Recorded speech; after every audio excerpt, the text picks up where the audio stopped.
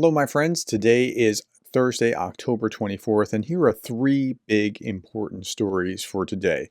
So, we're going to start here with this Radio Free Europe article talking about the war in Ukraine has fueled Moscow's growing tilt toward the anti Western forces in the region. I think that's undeniably true. And where are they trying to do what they're trying to do? Putin is trying to assemble coalitions behind him as if Russia was somehow the Soviet Union, which it's not. So here we have the BRICS, right?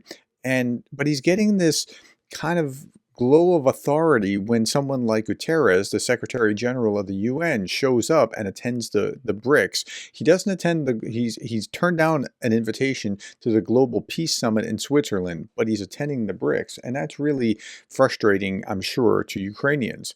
Anton Gerashenko says, when the world leaders come to Russia to visit Putin, shake his hand, and not condemn him for the bloody war in which he's waging in Ukraine using T methods, this is a demonstration of political position and sympathy, not just for Putin, who has been issued an arrest warrant by the International Court in The Hague, but also for the president of Iran.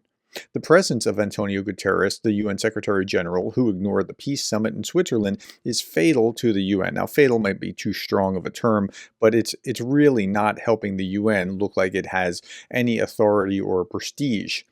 The BRICS summit's final declaration stated that, quote, all states should act consistently with the purposes and principles of the UN Charter, unquote. What is Russia doing? Russia's wantonly violating the UN Charter, invading its neighbor, and yet they're signing this. It's so maddening to see that they're willing to say that. Signing a declaration like this in Russia is utterly cynical and makes the UN and the international law a laughing stock. But I think that's actually the point, is that they're trying to subvert the order by making it look so stupid, so silly, that they can do this and say that they're supporting it while they're not supporting it, that it's meaningless. The declaration calls the bloody war in Ukraine that killed an unbelievable number of civilians the, quote, situation in and around Ukraine, unquote, minimizing it to a tremendous degree. Attending events like these is a definite step toward escalation. Putin confirms that he's allowed to do whatever he wants and still be welcome there. I think that's fair. And the Secretary General of the United Nations is there shaking his hand. Now, it gets worse. Putin started talking about the need to reform the UN. Guterres is listening with an unhappy face. A country that's illegally in the UN, now it's legally in the UN, that's not the issue, that broke the global security order, that it did, instructs the UN about reform. So Putin is lecturing the Secretary General about reforming the UN while he is an internationally wanted war criminal for as far as The Hague is concerned. And okay, let's just read what he has to say. And of course, it is symbolic that our meeting today is taking place on United Nations Day. You think that was an accident? I don't think so. It was on 24 October 1945 that the United Nations Charter came into force, the principles of which have been the foundations of interstate relations and international law. For nearly 8 decades, the World Organization is called upon to continue to play a central role in maintaining peace and security and in promoting sustainable and sustained growth. At the same time, we consider it important for the further effective functioning of the UN to adapt its structure to the realities of the 21st century, expanding the representation in the Security Council and other key bodies of Asia, Africa, Latin America, including those whose leaders are in this room. So Putin is pandering, talking about what the UN should do when, according to the UN Charter, what he's done in Ukraine is illegal and he's a wanted war criminal. It's really bizarre to see this actually happen. It's like he's making fun of them.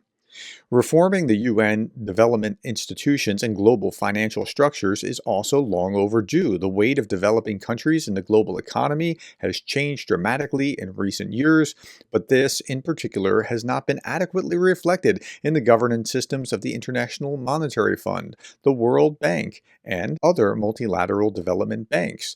The founding fathers of the United Nations saw its purpose as being a center for harmonizing the actions of nations. That he can say this with a straight face face is just unbelievably cynical. Because together and collectively, one can truly respond to the global challenges and threats to solve such tasks as combating drug trafficking, corruption, organized crime, including criminal use of information technologies, and of course, to ensure sustainable economic growth for the benefit of all development and prosperity, common development and prosperity. Wow, he can lecture at the BRICS summit to the UN Secretary General. It's amazing. But this was planned. It happened on UN Day for a reason. Okay. For China, as Russia, the hope is that the BRICS Plus will be a vehicle to challenge the Western-dominated international order. So what China and Russia particularly want is to be regional kind of superpowers in their region without a United States backed by the West that keeps that from happening. And so they do want the BRICS to expand. But the realities, let's look at the realities here. This is Jason J. Smart, Russia's BRICS failure. Russia fantasizes that the Third World, via BRICS, will abandon the post-World War II order and ditch the dollar. I don't see that happening. There's no alternative. Most BRICS states do more trade with the West than with other BRICS countries, and thus cannot afford to abandon their primary sources of revenue. So just look at China. China, the key economic force in the BRICS, has steadfastly rejected Moscow's pleas to dump the dollar, as China operates in its own national interest. It does. That's right. And they keep the yuan lower than the dollar so that they can engage in a great deal of trade with the United States. Chinese imports and exports are greater than 50% with the US and the EU. In contrast, Russia is only 2% of China's trade. So do you think they're going to ditch the West for Russia? I don't see that happening. And China now has an 18% youth unemployment rate.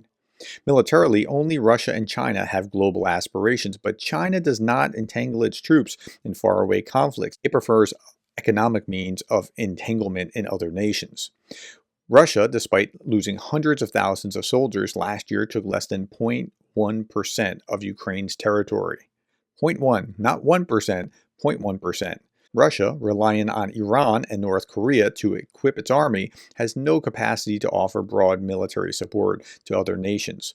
Putin's vision of Moscow wresting global economic and political power from the West is an absurd, fanciful dream. And I think that's actually a good understanding of what's happened in the BRICS. Now, Che Bao's put this meme out and said this one's popular on Russian social media. We demand written guarantees that BRICS will not expand to the West. BRICS, by their nature, are excluding the West. That's how they function, is that we're going to be the alternative. You're not invited to the party. So this is a silly meme on its face. And now, they're not all getting along either. India just blocked Turkey's entry into the BRICS. Why did they do that? Well, the stated reason is Turkey's good relations with Pakistan, which India doesn't like. India doesn't get along with China. China doesn't get along with India. China backs Pakistan as well. So, they're not all on the same page. So they like to build themselves as being this big monolithic block. It's like they want to be an alternative to NATO or the EU or the G7 or something like that.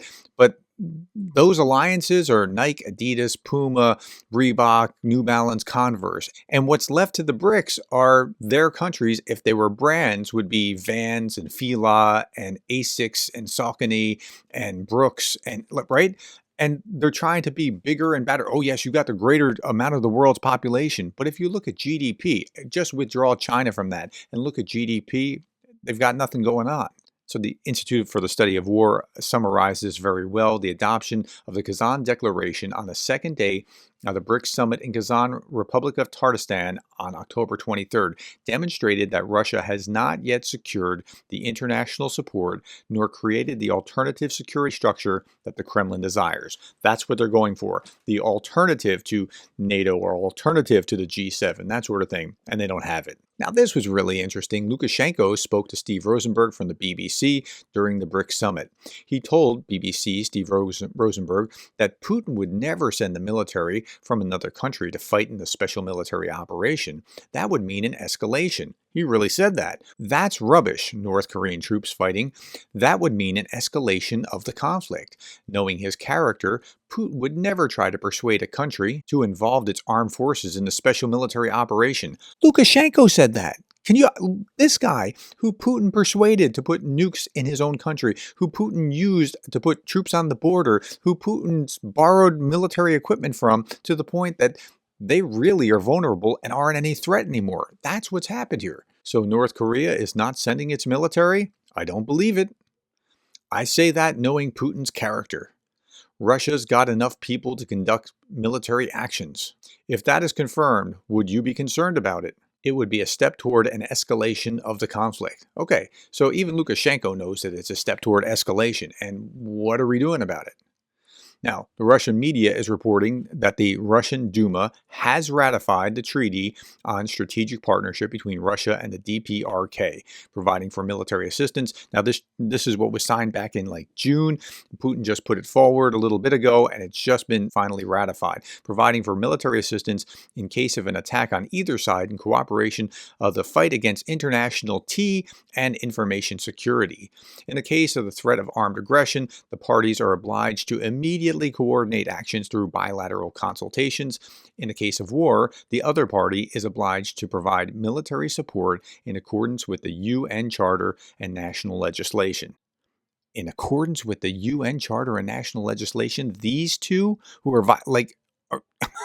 it's so cynical. It's like they're trying to destroy it through the cynicism. It's just unbelievable. South Korea may consider the issue of supplying weapons to Ukraine, according to the president of South Korea. If North Korea sends special forces to the war in Ukraine, we will provide support to Ukraine step by step and consider taking necessary measures to ensure the security of the Korean peninsula. Again, that's the president of South Korea. Darth Putin commented, on day 974 of my 3-day war, I invaded Ukraine to stop joining a mutual defense alliance only to end up having to join one myself with North Korea. I remain master strategist. And Preston Stewart added this, in 2024, we might see Ukrainian soldiers using U.S. weapons to kill North Koreans in Russia. Isn't that wild? I mean, wow, who would have predicted that? Now, yesterday I talked about how 7 NATO countries were already opposed to Zelensky's peace plan of joining NATO. And I said that last week about, they have at least 20, maybe 25, but they have to get the remainder up to 32. Zelensky's office is now pushing back against that Politico piece that said that America, Germany, Spain, Belgium, Hungary, Slovakia, Slovenia were opposed to this, and they're saying this is just not true. The presidential spokesperson clarified that this information is false, as the majority of NATO members support Ukraine's membership and diplomatic work is ongoing with the rest. But at least Slovakia and Hungary are against it. The U.S. has already weighed in. Germany will do whatever the U.S. has done. So at least 4 are opposed to it, and I don't know about the other 3. Meanwhile, while we're thinking about NATO, Warsaw Security Forum says Europe has 3 to 8 years to prepare for Russian confrontation. Ukraine's zoo of Western equipment reveals the urgent need NATO-compatible weapons, air defense, and drone capabilities. So they're already thinking that, something more is coming down the pike. And when it does come, we have to have the compatibility. It's very similar to what happened after the Grenada invasion. What Grenada taught the U.S. is that the Army and the Navy and the Marines weren't really talking to each other well. And so they had to align their communications particularly so that they could function. And that played out better in subsequent wars. Okay, I talked about this yesterday with Zelensky talking about the Make Russia Small Again, and I talked about how MRSA is the same acronym for MRSA, the infection when you get a staph infection. And then I saw this with Garry Kasparov saying only the total defeat of Russia and the Ukrainian flag in Sevastopol, Crimea, will knock the virus of empire out of the brains of Russians. Russians must see the empire is dead. But that he was talking about a virus after I just talked about MRSA, I just thought, wow, That works out beautifully. Okay, last thing, Johnny at ATP Geopolitics, please help my fundraiser for NAFO. We've already raised 25 of our $38,000 goal, but we need all the help that we can get for these vehicles. Thanks to all those who have supported 42nd Epistemology Battalion. And again, I referenced the book, Life, the Universe, and Everything, where the number that they ask, well, what's the meaning of life? And the answer was 42. And that's where you get this 42nd Epistemology Battalion. I'll put the link to this below. Thank you for your time. Thank you for the likes, the shares, the subscribes, and thank you for being the kind of person that cares about Ukraine.